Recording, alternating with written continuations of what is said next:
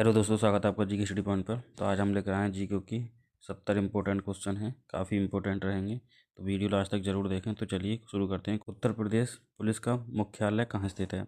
तो उत्तर प्रदेश पुलिस का मुख्यालय जो स्थित है वो है लखनऊ में। कहाँ है? लखनऊ गोमती नगर में स्थित है, ऑप्शन सी। अगला सवाल देखते हैं। निम्नलिखित में से कौन से अनुच्छेद आपातकाल के दौरान भी निलंबित नहीं किए जा सकते हैं? ऐसे कौन से अनुच्छेद हैं जो आपातकाल लगने के बाद भी निलंबित नहीं होते हैं? तो वो है अनुच्छेद 20 और 21, ऑप्शन बी। क्वेश्चन नंबर अगला होगा, उत्तर प्रदेश पुलिस का आदर्श वाक्य क्या है? तो उत्तर प्रदेश पुलिस का आदर्श वाक्य क्या होगा? तो ये होगा सुरक्षा, तत्परता, ईमानदारी। क्या है? सुरक्षा, तत्परता, ईमानदारी, ऑप्शन सी। क्वेश्चन नंबर 4 होगा, यूपी पुलिस की सबसे छोटी रैंक कौन सी है? तो यूपी पुलिस की सबसे छोटी रैंक कौन सी है? तो ये है कांस्टेबल। क्या है? Constable, option B. Uttar Pradesh police का गठन कब किया गया था? तो उत्तर प्रदेश पुलिस का गठन जो हुआ था वो 1861 के अधिनियम में। कब हुआ था? 1861, ऑप्शन सी। अगला सवाल है, भारतीय पुलिस अधिनियम कब लागू हुआ था? तो भारतीय पुलिस अधिनियम लागू हुआ था तो ये हुआ था 1861 में। कब हुआ?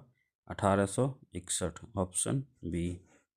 अगला सवाल होगा, यूपी पुलिस किस राज्य सरकार के अधीन कार्य करती है? तो यूपी पुलिस जो है राज्य सरकार के अधीन कार्य करती है, ऑप्शन सी। क्वेश्चन नंबर 8, जिले में पुलिस का प्रमुख अधिकारी कौन होता है? तो जिले में जो होता है सबसे पुलिस का प्रमुख अधिकारी कौन होता है? ये होता है एसपी या एसएसपी। कौन होता है? एसपी या एसएसपी, ऑप्शन बी। थाने का प्रभारी अधिकारी कौन होता है? थाने का सबसे ज़्यादा प्रभारी अधिकारी कौन होगा? तो ये होता है थाना प्रभारी या एसएचओ। एसएचओ या थाना प्रभारी जो होता है वो थाने का प्रभारी होता है, ऑप्शन सी। अगला सवाल होगा, ओडीओपी का पूरा नाम क्या है? तो ओडीओपी का पूरा नाम है one district one product, option C. अगला सवाल है क्वेश्चन नंबर 10, ओडीओपी योजना की शुरुआत किस मुख्यमंत्री ने की थी? तो ओडीओपी की शुरुआत जो करी थी वो योगी आदित्यनाथ ने करी है, ऑप्शन सी। ओडीओपी योजना का मुख्य उद्देश्य क्या है? तो ओडीओपी योजना का जो मुख्य उद्देश्य है वो है स्थानीय उत्पादों को बढ़ावा देना। ओडीओपी का हिंदी में नाम होता है एक उत्पाद एक जिला। क्या होता है? एक जिला एक उत्पाद, ऑप्शन सी इसका सही होगा। क्वेश्चन नंबर 12, ओडीओपी यानी वन डिस्ट्रिक्ट वन प्रोडक्ट योजना की अवधारणा का जनक देश कौन सा है? तो ये है जापान। क्या है? उत्तर प्रदेश सरकार द्वारा ओडीओपी योजना कब प्रारंभ की गई थी? तो उत्तर प्रदेश सरकार द्वारा जो ओडीओपी शुरू किया गया था वो किया गया था 2018 को, 24 जनवरी 2018 को, ऑप्शन बी। क्वेश्चन नंबर अगला होगा, उत्तर प्रदेश ओडीओपी योजना की ब्रांड एम्बेसडर कौन है? तो उत्तर प्रदेश जो ओडीओपी योजना है उसकी ब्रांड एम्बेसडर हैं कंगना रनौत। कौन है? Kangana Ranaut, option C. तो अमरोहा जिले का ओडीओपी क्या है? तो अमरोहा जिले का ओडीओपी होगा वाद्य यंत्र। क्या है? वाद्य यंत्र यानी कि ढोलक। अमेठी जिले का ओडीओपी क्या है? अमेठी जिले का ओडीओपी क्या है?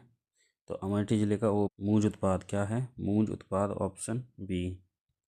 अगला सवाल होगा, पुलिस उपाधीक्षक या डीएसपी या सीओ किस स्तर का अधिकारी होता है?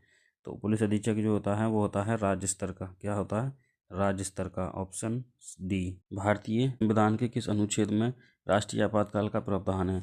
तो भारत के कौन सा संविधान है, कौन से अनुच्छेद में, संविधान के कौन से अनुच्छेद में राष्ट्रीय आपातकाल का है? तो ये है 352। किसमें है? 352 में जो है राष्ट्रीय आपातकाल का प्रावधान है, ऑप्शन सी। अगला सवाल देखते हैं, भारत के राष्ट्रपति किस अनुच्छेद के तहत संवैधानिक आपातकाल घोषित कर सकता है? तो यह है अनुच्छेद 357 के तहत जो है भारत का राष्ट्रपति जो है संवैधानिक आपातकाल घोषित कर सकता है, ऑप्शन बी। अगला सवाल होगा, उत्तर प्रदेश पुलिस का सर्वोच्च अधिकारी कौन होता है? तो उत्तर प्रदेश पुलिस का सर्वोच्च अधिकारी होता है डीजीपी। कौन होता है? DGP, option D. भारतीय संविधान में आपातकाल के कितने प्रकार हैं? तो भारतीय संविधान में आपातकाल के हैं 3 प्रकार। कौन से हैं? 3 प्रकार, ऑप्शन सी। अगला सवाल है, वित्तीय आपातकाल किस अनुच्छेद से संबंधित है? तो वित्तीय आपातकाल किस अनुच्छेद से संबंधित होगा? तो ये होगा अनुच्छेद 360 के तहत जो है वित्तीय आपातकाल की घोषणा होती है। अब ऑप्शन डी। भारतीय संविधान में कितने मौलिक अधिकारों का उल्लेख किया गया है? तो भारतीय संविधान में मौलिक अधिकारों की संख्या का है 6 संख्या है इसकी। 6 मौलिक अधिकारों का उल्लेख किया गया है, ऑप्शन सी। अगला सवाल है, भारतीय संविधान में कितने मौलिक कर्तव्यों का उल्लेख है? तो भारतीय संविधान में मौलिक कर्तव्यों की संख्या है 11। कितनी है? 11 मौलिक कर्तव्यों का उल्लेख है। अगला सवाल है, भारतीय संविधान में कितने प्रकार की रिट याचिकाएं हैं? तो भारत के संविधान में रिट याचिकाओं की संख्या कितनी है? तो ये हैं 5 प्रकार की रिट होती हैं। भारत के राष्ट्रपति द्वारा राज्यसभा में कितने सदस्य को मनोनीत किया जाता है? तो भारत के राष्ट्रपति जो है भारत की राज्यसभा में 12 सदस्यों को मनोनीत कर सकता है, ऑप्शन बी। नेक्स्ट सवाल देखते हैं, भारत के राष्ट्रपति को उनके पद से हटाया जा सकता है। तो भारत के राष्ट्रपति को हटाने की प्रक्रिया क्या है? तो यह है संसद द्वारा। किसके द्वारा? संसद द्वारा भारतीय राष्ट्रपति को हटाया जाता है, ऑप्शन सी। अगला सवाल है, शारदा अधिनियम किनमें से किससे संबंधित है? तो यह है बाल विवाह से संबंधित, ऑप्शन बी। जम्मू और कश्मीर राज्य विधानसभा का कार्यकाल कितना था? तो राज्य विधानसभा का जो जम्मू कश्मीर का राज्य विधानसभा था वो उसका था 6 वर्ष का कार्यकाल, ऑप्शन सी। भारतीय योजना आयोग का गठन कब किस वर्ष किया गया था? तो भारतीय योजना आयोग का गठन हुआ था 1950 में। कब हुआ? 1950, ऑप्शन सी। अगला सवाल है, सवाल नंबर 31 होगा, किस अनुच्छेद में जम्मू और कश्मीर को विशेष दर्जा दिया गया था? तो अनुच्छेद 370 में जो है जम्मू और कश्मीर को विशेष दर्जा दिया गया था, अनुच्छेद 370, option C. Question number 32, Bharat के पहले गवर्नर जनरल कौन थे? तो भारत के जो पहला गवर्नर जनरल था वो था लॉर्ड माउंटबेटन। कौन था? Lord Mountbatten, option C. Bharat के पहले और आखिरी भारतीय गवर्नर जनरल कौन थे? तो भारत के पहले और आखिरी जो गवर्नर जनरल थे वो थे सी राजगोपालाचार्य। कौन थे? सी राजगोपालाचार्य, ऑप्शन सी। लोकसभा के पहले अध्यक्ष कौन थे? तो लोकसभा का जो पहले अध्यक्ष थे वो थे जीवी महावलंकर। कौन थे? जीवी महावलंकर, ऑप्शन बी। भारतीय राष्ट्रीय ध्वज किसने डिजाइन किया था? तो भारत का जो राष्ट्रीय ध्वज था वो किसने डिजाइन किया था? तो ये किया था पिंगली वेंकैया ने। किसने करा था? पिंगली वेंकैया, ऑप्शन सी। अगला सवाल है, भारत में राज्यों के राज्यपालों की नियुक्ति कौन करता है? तो भारत में जो राज्यपालों की नियुक्ति करता है वो करता है राष्ट्रपति द्वारा होती है। राष्ट्रपति द्वारा राज्यपालों को मनोनीत करता है, ऑप्शन सी। क्वेश्चन नंबर 37 होगा, भारत के संविधान में कितनी अनुसूचियां हैं? तो भारत के संविधान में अनुसूचियों की संख्या है 12। कितनी है? 12 अनुसूचियां हैं। अगला सवाल होगा, भारत के सर्वोच्च न्यायालय के मुख्य न्यायाधीश और अन्य न्यायाधीशों की नियुक्ति कौन करता है? तो भारत के सर्वोच्च न्यायालय और अन्य न्यायाधीशों की नियुक्ति करता है राष्ट्रपति, भारत का राष्ट्रपति, option C. Question number 39, Gujarat की जीवन रेखा किस नदी को कहते हैं? तो गुजरात की जीवन रेखा कहा जाता है नर्मदा नदी को। किसे कहा जाता है? नर्मदा नदी, option A. Question number 40, Bharat के स्थलाकृति मानचित्र का संगठन कौन करता है? भारत की जो स्थलाकृति है उसका मानचित्र जो होता है उसका संगठन किसके द्वारा किया जाता है? तो ये करता है भारतीय सर्वेक्षण द्वारा, ऑप्शन बी, भारतीय सर्वेक्षण। भारत का मानक समय ग्रीनविच माध्य समय से कितना आगे है? तो ये है 5.5 घंटे आगे, ऑप्शन सी, 5.5 घंटे आगे। किस स्थान को सूर्य की ऊर्ध्वाधर किरणें कभी नहीं मिलती हैं? किस स्थान पर सूर्य की किरणें जो है ऊर्ध्वाधर नहीं मिलती हैं? तो ये मिलती हैं श्रीनगर में नहीं मिलती हैं, option C. Question number 43, Bharat के दक्षिण में सबसे दूरस्थ स्थल कौन सा है? तो भारत का सबसे दक्षिणी बिंदु कौन सा होगा? तो ये होगा इंदिरा पॉइंट। क्या है? Indira Point, option C. Question number 44, Bharat का क्षेत्रफल पाकिस्तान से लगभग कितना बड़ा है? तो भारत का क्षेत्रफल जो है पाकिस्तान से लगभग 4 गुना बड़ा है, ऑप्शन सी। क्वेश्चन नंबर 45, किस देश के साथ भारत की अंतर्राष्ट्रीय सीमा नहीं लगती है? कौन सा देश है जिसके साथ अंतर्राष्ट्रीय सीमा नहीं लगती है? तो ये नहीं लगती है श्रीलंका के साथ, ऑप्शन डी। पाक जल संधि किन दो देशों के बीच है? पाक जल संधि किन दो देशों के बीच है? भारत और श्रीलंका के बीच। किसके बीच है? भारत और श्रीलंका के बीच, ऑप्शन सी। क्वेश्चन नंबर 47 होगा, हिमाचल प्रदेश के किस जिले की सीमा से लगती है? हिमाचल प्रदेश का कौन सा जिला है जिसकी सीमा जो है चीन से लगती है? तो ये है किन्नौर जिला, ऑप्शन सी, किन्नौर जिला, ऑप्शन सी। किन राज्यों के साथ नागालैंड की साझा सीमाएं हैं? तो ये हैं अरुणाचल प्रदेश, असम और मणिपुर के साथ, ऑप्शन सी। क्वेश्चन 49 होगा, भारत ने किस देश के साथ सीमा मानचित्रों की अदला बदली की थी? तो ये करी थी बांग्लादेश के साथ जो है मानचित्रों की अदला बदली करी, ऑप्शन सी।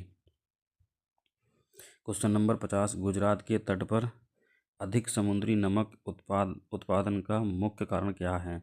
तो गुजरात का जो तट है सबसे ज़्यादा नमक उत्पादन का कारण क्या है? तो ये है कम वर्षा व अधिक, ऑप्शन सी होगा इसका, कम वर्षा व अधिक वाष्पीकरण। किस राज्य की भूमि भारत के पूर्वी और पश्चिमी दोनों तटों पर है? तो यह है पुदुचेरी। किसकी है? Puducherry, option C. Question number 52 होगा, भारत का सबसे अधिक क्षेत्रफल वाला राज्य कौन सा है? तो भारत का सबसे सर्वाधिक क्षेत्रफल किस राज्य का है? तो ये है राजस्थान का। किसका है?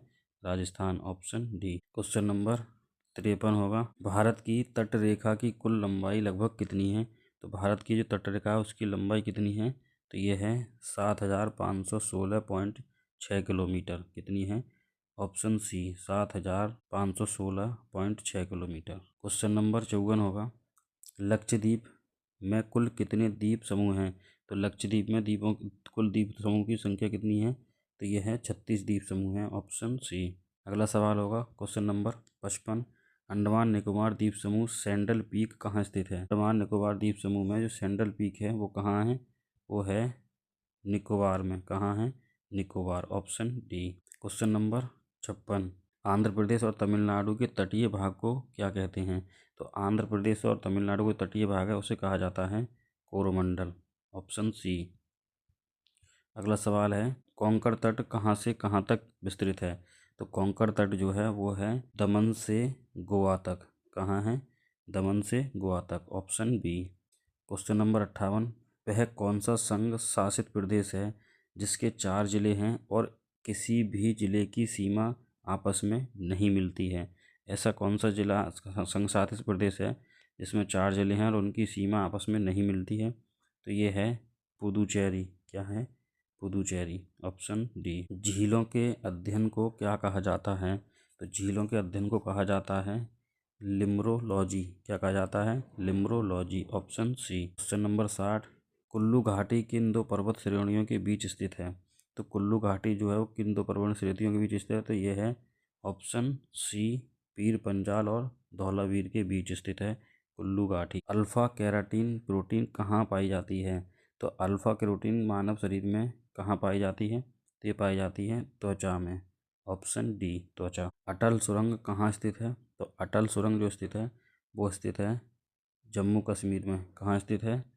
जम्मू कश्मीर में, ऑप्शन सी। इनमें से कौन राष्ट्रपति द्वारा नियुक्त नहीं किया जाता है?